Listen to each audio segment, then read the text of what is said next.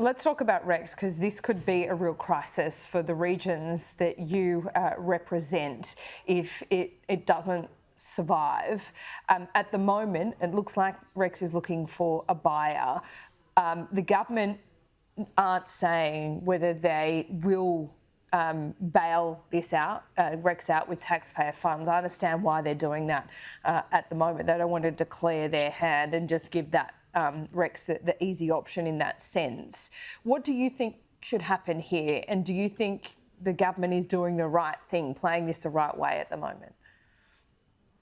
Well, they're having to play the cards they're dealt because they didn't do the job 12 months ago when they were warned about this around the number of slots that Qantas and Virgin control, particularly in Sydney, and the mechanism in which they're awarded. And there is blame at Rex's feet on this. And in fact, they shouldn't have gone ahead with such a big capital buy of those larger jets to compete with Qantas and Virgin until that regulatory reform had taken place, because that actually was very anti-competitive for them. So what the government needs to do is they need to sit down and work through not just about making sure that there is a sustainable regional airline in supporting us, and this is life and death for many of our people in regional Australia, is that they work constructively with the new buyer and making sure that they solve this problem around competition. And they've made it very clear that they've preferenced Qantas all the way along. You can go as far back as the Qatar decision about restricting the number of international flights that were then going to flow into domestic flights. And even when it comes to those regional routes?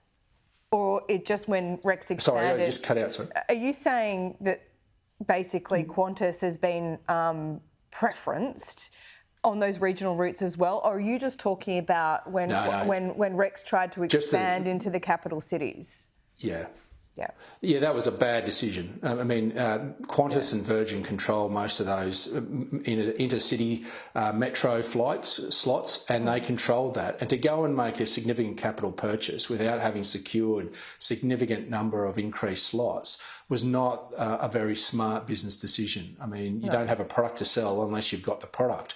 So what that's meant is that Rex's poor decision has put regional aviation at risk.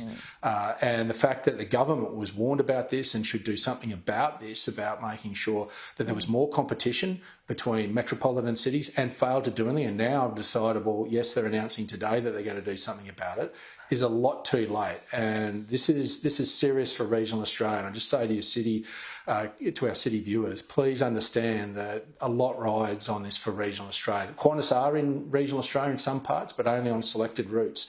And this is where Rex is so important, and it's important that the government works to get a solution for us. Do you think whatever Rex looks like on the other side, and we hope that they do look like something of a competitive airline, that it should just service regional Australia and perhaps stay out of those capital city routes, capital city to capital city? Well, I think that's the big question for the government to work out, about how they're going to increase competition between those city destinations. Because what you need is competition to drive down prices and to keep airlines efficient and competitive. And if you've got a duopoly that is protected, then you don't bring in that competition, and then you actually disadvantage the whole country, not just regional Australia. But we need to make sure that you have an airline that can service and as a core of their business, respects regional Australia, and there is already subsidisation from many states now on regulated routes across regional and remote Australia that Rex and Qantas both get from state governments. So there is already support for these airlines to fly in regional Australia. But what the government's got to do is make sure that they'll listen to the reviews that they were handed and actually act on them, not let them sit on Catherine King's desk gathering dust, because this is a consequence of what happens if you don't have that regulatory reform that independent reviews articulate. David Littleproud, great to see you again. We'll see you again soon. Thanks for having me.